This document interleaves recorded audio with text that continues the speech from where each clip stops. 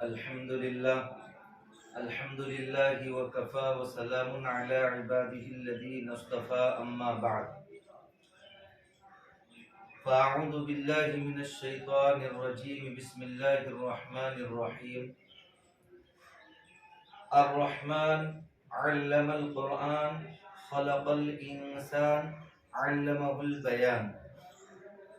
وقال النبي صلى الله عليه وسلم ان من البیان لسحرا صدق اللہ العظیم۔ عزیز طلبہ کرام، اللہ تبارک و تعالی کا بہت بڑا احسان و کرم ہے کہ اللہ رب العزت نے ہم تمام کو اس انجمن کے پروگرام میں یہاں پر جمع فرمایا۔ ہم یہاں پر جو جمع ہوتے ہیں وہ تقریر کو سیکھنے کے لیے جمع ہوتے ہیں کہ تقریر ہم کو کیسے کرنا ہے، تقریر کا کیا طریقہ ہے، یہ ہم کو یہاں پر سکھایا جاتا ہے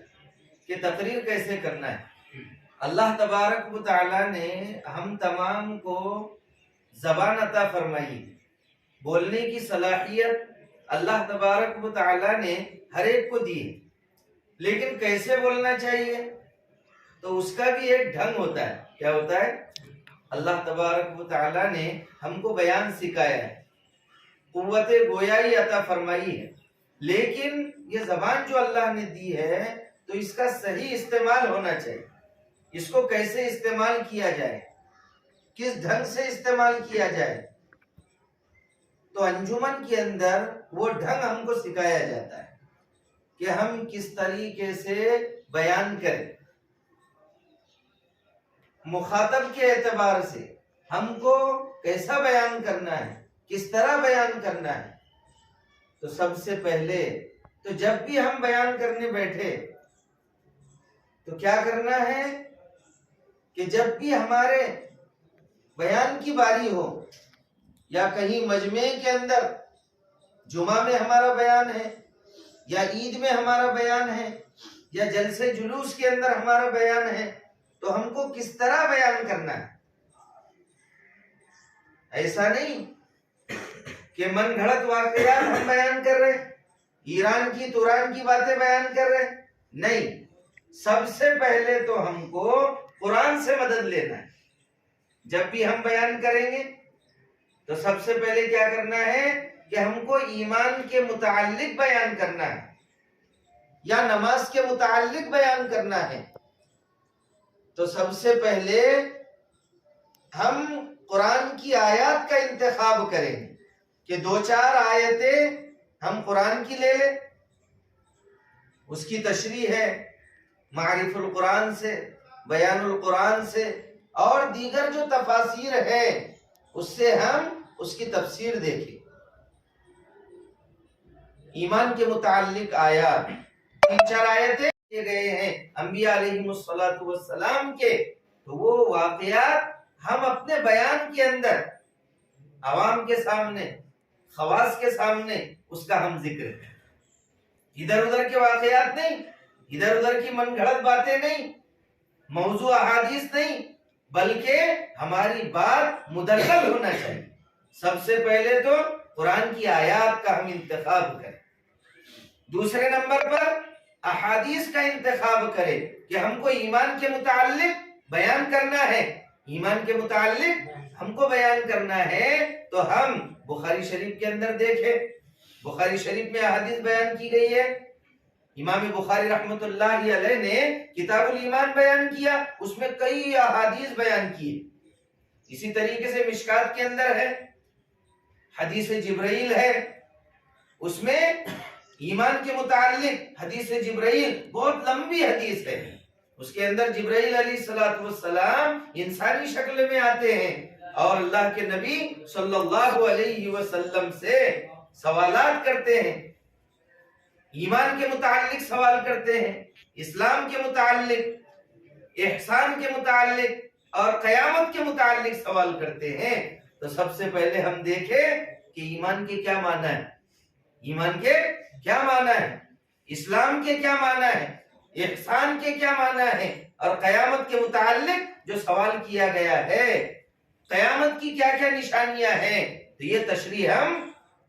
ان احادیث کی کتابوں میں دیکھیں، ان کی شروحات کے اندر دیکھیں۔ پھر ایمان کے متعلق ہم نے ایمان مجمل پڑھا ہے، ایمان مفصل پڑھا ہے۔ ایمان مفصل میں 7 چیزوں پر ایمان لانا ضروری ہے، تو ہر ایک کی تشریح،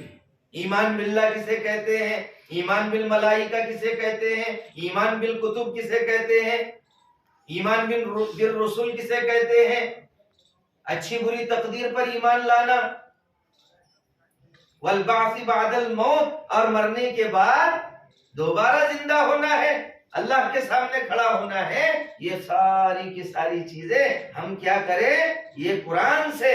اور احادیث مبارکہ سے اس سے ثابت کریں، تو ہمارے بیان کے اندر جان پیدا ہو جائے گی۔ کیا پیدا ہو جائے گی؟ جان پیدا ہو جائے گی۔ اللہ کے پیارے نبی صلی اللہ علیہ وسلم نے فرمایا ان من البیان لسحر، کہ بعض بیانوں کے اندر جادو کی طرح اثر ہوتا ہے، جادو کی طرح اثر ہوتا ہے۔ تو جب ہم قرآن اور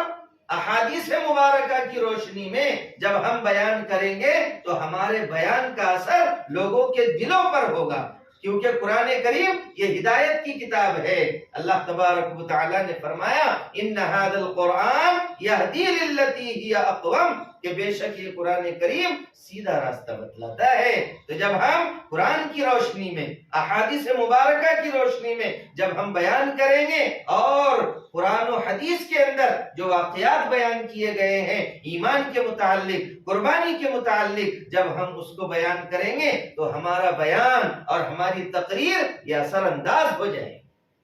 اثر انداز ہو جائے۔ تو عزیز طلبہ، سب سے پہلے تو ہم مطالعہ کریں، ہم ایک موضوع متعین کریں کہ ہم کو ایمان پر بیان کرنا ہے، ہم کو نماز پر بیان کرنا ہے، تو نماز کے متعلق ہم نے آیتیں جمع کر لی، نماز کے متعلق ہم نے احادیث کو جمع کر لیا، اس کی تشریحات وغیرہ دیکھی، پھر ہم جب بیان کریں گے انشاءاللہ ثم انشاءاللہ ہمارے بیان کا کیا ہوگا، اثر ہوگا۔